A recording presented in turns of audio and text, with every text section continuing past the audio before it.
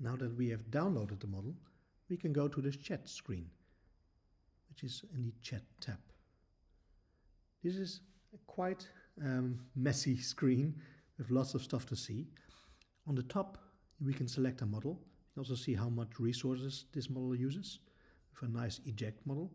Then left is what is very similar to what you have in the web UI of ChatGPT with all your chats, and you can create new chats or just work in your current chat. The chat window itself is where you can interact with it, and there are two settings, plain text or markdown. Markdown is quite nice because it has some more advanced formatting. And to the right are the settings on how to run this model. Now it's set up as default language model studio, LM Studio, for macOS, but there are many other options in here. So let's first select the model we have downloaded, which is the Bloke Phi 2. All right.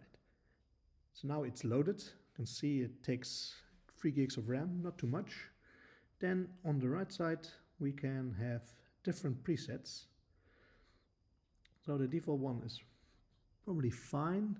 The only thing I will turn on here is use Apple Metal, which is my accelerator. And here you can also see the context length. So this is the maximum size of tokens which you can type in here, including what it will generate. And here there's a maximum of 2048 tokens, which is also set. Sometimes you can make it bigger here.